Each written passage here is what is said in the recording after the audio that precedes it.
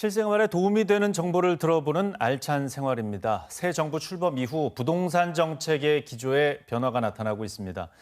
지난 27일에는 금융당국이 가계부채 대책을 새롭게 발표했습니다. 이에 따라서 강원 지역도 시장의 흐름이 조금씩 달라지고 있는 분위기인데요. 오늘 이 시간은 강원도 부동산 시장의 최근 동향과 주요 이슈들을 정리해 보겠습니다. 한국공인중개사협회 강문식 춘천시 지회장 함께하겠습니다. 어서 오십시오. 네, 안녕하십니까. 예.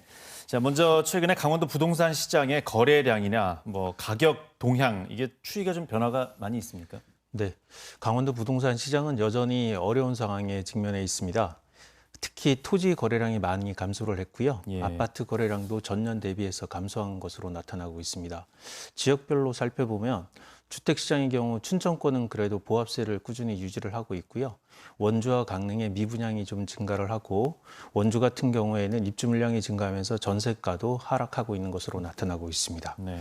전반적인 주택시장은 투자보다는 실수요자 위주로 거래되고 있다고 보시면 되겠습니다. 예, 지금 강원도에 미분양 얘기가 또 나오기 시작했습니다. 원주 쪽이 좀 많은 편인데 미분양이 이렇게 늘어나고 있는 이유는 어떻게 분석이 되고 있습니까? 네, 무엇보다 가장 큰 이유는 공급 과잉이라고 생각이 됩니다. 그리고 대출 규제 강화도 문제가 되고 있고요. 네. 지역 내 소득 대비 높은 고분양가도 큰 영향을 미치고 있는 것으로 나타나고 있습니다. 게다가 이제 분양 가격이 저렴할 때에는 시세 차익을 기대하기가 좋았는데 지금 같은 경우에는 고분양가 때문에 시세 차익을 기대하기가 어렵기 때문에 예. 지금 더더군다나 미분양이 증가하는 것으로 나타나고 있습니다. 예. 또 분양보다는 전세나 월세 찾는 쪽이 조금 더 많다는 얘기도 있는데 그 강원 지역에서는 좀 어떤 변화가 있습니까? 네, 강원 지역도 월세를 선호하는 현상이 많이 나타나고 있고 실질적으로도 거래량이 월세가 증가하는 것으로 나타나고 있습니다. 예. 일단은 그 원인을 보면은 일단 경기가 침체되다 보니까 월세를 찾는 수요도 늘어나고 있고요. 전세자금 대출 규제가 강화되었고 그리고 전세 사기가 또 증가한 것이 영향을 주고 있는 것으로 나타나고 있습니다. 특히 대학가 주변과 1, 2인 가구가 늘어나면서 월세 거래가 활발히 거래되고 있는 것으로 나타나고 있습니다. 예. 이번 부동산 정책의 핵심은 이제 주택담보대출 규제를 강화한 것인데 이번 조치 핵심은 좀 어떤 거라고 보십니까? 네, 일단 이번에 핵심 조치는 실거주 목적의 대출을 제한하는 것에 방점을 두고 있습니다. 네. 수도권이나 규제 지역 내 갭 투자나 다주택자의 대출을 차단을 해서 시장 과열을 막겠다는 것이 근본 취지가 되겠고요.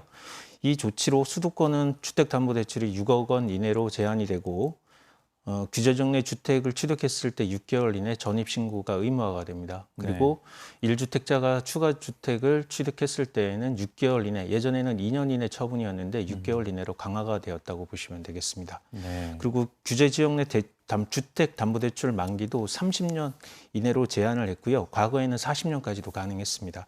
그리고 생활안정자금 목적 주담대 한도를 최대 1억 원으로 제한을 해서 어떤 투기 목적에 다른 주택을 구입하는 것을 원천적으로 차단하고 있다고 보시면 되겠습니다. 예. 그나마 다행인 거는 이제 수도권 규제 지역만 규제를 하는 것으로 돼 있고 기존 저희 비규제 지역인 강원권 같은 경우에는 그다지 영향이 없는 것으로 나타나기 때문에 그나마 다행이라고 생각을 합니다. 예, 강원도는 이제 적용 대상이 좀 아닙니다. 그리고 또 정부의 주요 초점이 실거주 목적이 아닌 대출을 제한하는 것인데 이런 규제가 그래도 좀 비규제 지역인 강원도에 간접적으로라도 영향이 좀 있지 않을까 싶은데 그 부분은 어떻게 보십니까?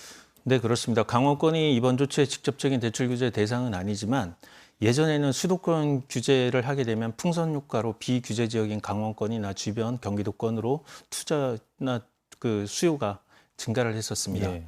그런데 수도권 규제가 강화가 되면 물론 일부 투자자들이 규제가 덜한 지역으로 이동을 할 수 있는 여지는 있고요. 이번 조치는 대출 관련해서 워낙 강력한 조치이기 때문에 단기간은 관망세가 유지될 것으로 보이고 지방도 반사이익을 거두기는 어려울 것으로 보고 있습니다. 예. 이번 정책으로 또 부정적인 이유가 나오는 것은 거래가 줄고 네. 예, 침체가 될 것이다 지나치게 네, 이렇게 얘기가 나오는데 거래 심리나 이런 부분에 대해서는 어떻게 분석을 하십니까?